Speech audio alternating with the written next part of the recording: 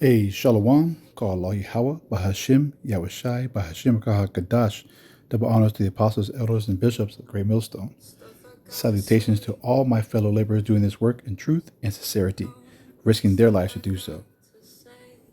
To the scattered hopeful elect across the four corners of the earth, and those among the heathen nations that look at the heathen nations, pursuant to Jeremiah 12 and 9, known as the speckled birds.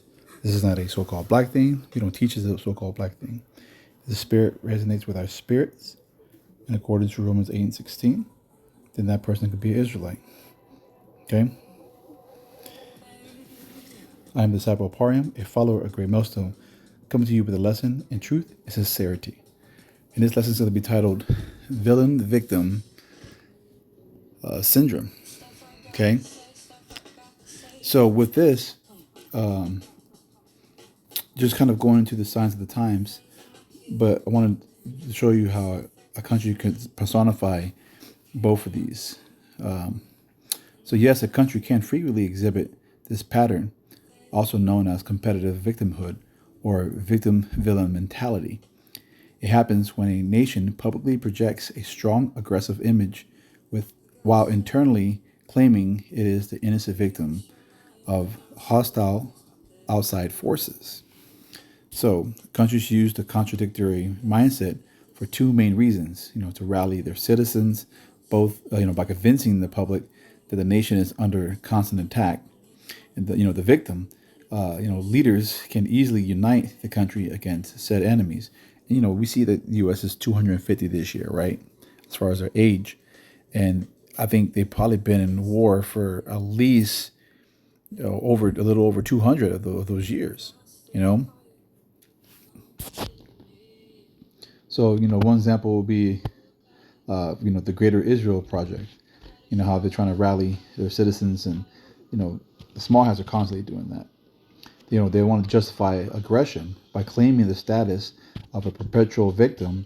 The country feels morally justified in acting aggressively or violently, convincing itself that it is just fighting back or protecting itself. That false flag that happened, back in 2000, actually a couple years ago with the whole incident with Palestine and Hamas and all that BS. They perpetrated that. So, example will be Cain in the book of Genesis. And as a matter of fact, let me go ahead and pull that real quick. Because Esau, Edom, and the Amalekites, the Amalekites are the great grandson of Esau. That makes them head tribe. And you see that the duality of how Babylon just has to support them, no matter what. And then they got this, Zionist Christians who got to do the same thing. And it's a bunch of BS. So let's go to the book of Genesis, chapter 4. And we're going to read verses 1 through 16. And it says, And Adam knew Eve, his wife, and she conceived and bare Cain, and said, I have gotten a man from the Lord Yahweh.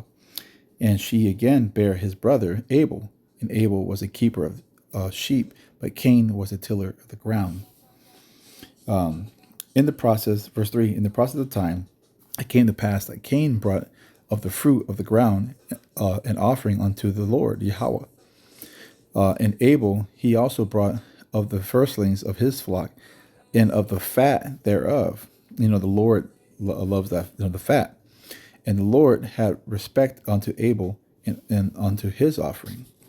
So, just real quick, Cain is strong age 70:14. That's Koyan. It means possession, which goes to also another word is age 70:13, same spelling, which is a spear or like weapon. All right, so the same blessing of the sword and the spirit of Esau that is in today, right? So that was a blessing that was given unto Esau. So Yahweh set that mark upon Cain for whoever were to take vengeance on him. Let's keep reading. Let's see. It says, but unto Cain and unto his offering, this is verse 5 back in Genesis 4, he had no respect, and Cain was very wroth. and his countenance fell. Verse 6, and the Lord said unto Cain, why art thou wroth, and why is thy countenance fallen? If thou doest well, shall thou not be accepted? And if thou doest not well, sin lieth at the door. And unto thee shall be his desire, and thou shalt rule over him. And Cain talked with Abel his brother, and came to pass when they were in the field that Cain rose up against Abel his brother and slew him. All right, that was the first, the first unaliving. I put it that way. And the Lord Yahweh said unto Cain, there was Abel. Where is Abel thy brother? And he said, I know not.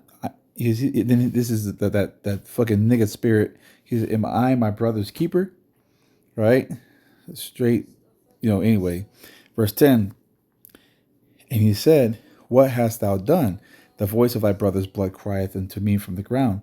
And now thou art cursed from the earth, which has opened her mouth and received thy brother's blood from thy hand. Let's just jump down to verse 16, because this is going to that mark, right? And Cain, let's see. Actually, let's go to verse 15.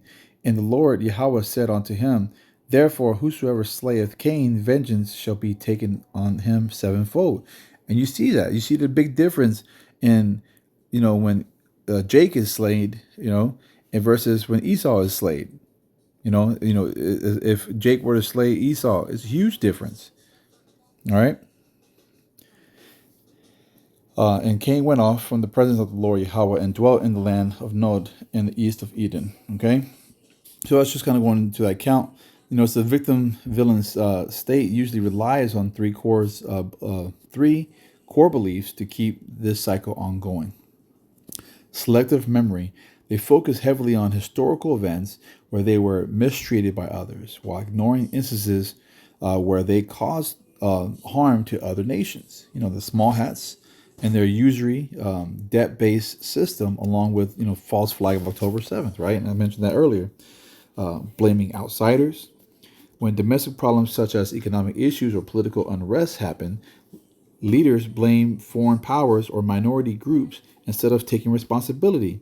That's the am I my brother's keeper's spirit, And that's Trump, Emperor Nero, and who we believe to be Emperor Nero in the spirit today.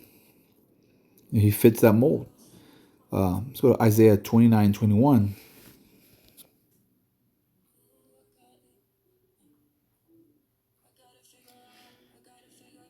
And it reads, that maketh a man an offender for the word, and lay a snare for him that reproveth at the gate. The apostles, we go out and teach,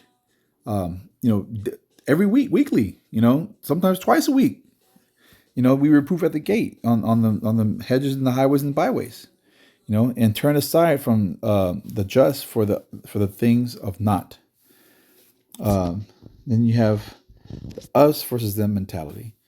The world is viewed simply, their own country is a good and pure, while anyone who disagrees with them is framed as malicious and evil, right? And then you got the small hats and Hamas, and they always got to have a scapegoat, and they've done no wrong. But right now, everyone's seeing them. It says by flipping between these roles, a country can act as a bully on the world stage while telling its citizens that it is actually the one being bullied. You see it with this whole Iran issue. You call it Iran Contra 2.0, But this is going to be that third woe. And Iran, man's getting busy hitting those targets that's being given to them by the targeting references being given to them by Magog, aka Russia. All right. Let's go to Psalm 64:8. It says, so they make their own tongues to fall upon themselves. All that see them shall flee away. And also going to that the Proverbs, 29:2, Slaki. It says, when the righteous are in authority, the people rejoice, but when the wicked, beareth rule, people mourn. Their tongues falling upon themselves. Their thighs are being shown, the skirts being lifted. We're seeing who this wicked, demonic, Edomites and Amalekites are. You know, these anti-Hamashiach, these antichrists, there are many. Now, I want to read this account right here. It says Wisdom of Solomon 10 to 18 in the GNT.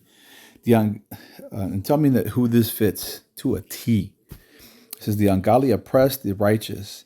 It says will oppress the poor even if they are righteous.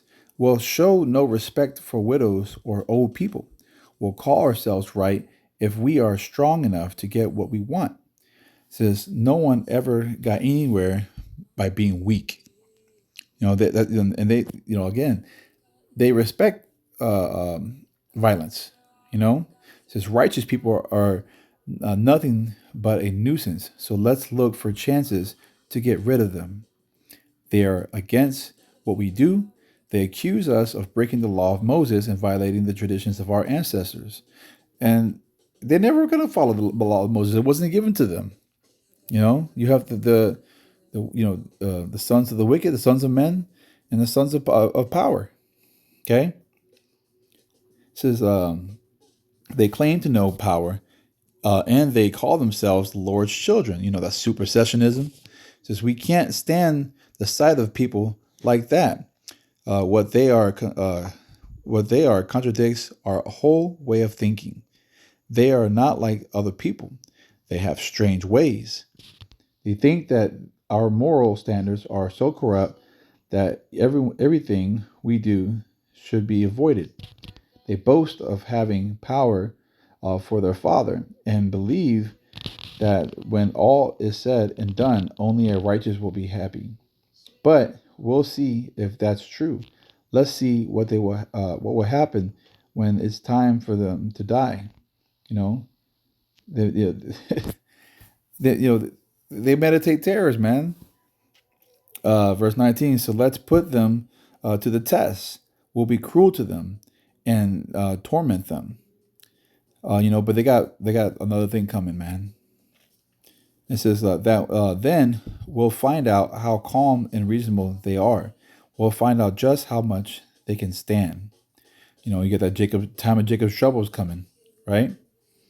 We'll condemn them to a shameful death. After all, they say that power will protect them. But you know what? Yes, he will protect us. And it's not going to protect everybody because it wasn't given to everybody. That's Psalms 147, 19, and 20. All right? He showeth his statutes unto Jacob. He doesn't show them unto the other nations. I want to finish off with Psalms 139, 21 to 24. Do not I hate them, O Lord, Yahweh, that hate thee, and am not I grieved with those that rise up against thee. I hate them with a perfect hatred. It says, I count them mine enemies. And search me, O Yahweh. It's a prayer right here, right? It says, search me, O power, and know my heart. Try me and know my thoughts, and see if there be any wicked way in me, and lead me in the way of everlasting. And that is going to be truly done by, Yahweh Shai when he breaks some clouds, man. Vengeance is his. We don't take it into our own hands. We speak his words, and his words come to fruition via prophecy. All right, so this has been the villain victim syndrome. Now I pray Joachim Akwath edified. Kwam Yasharallah, Abba, Shalom, Shalom.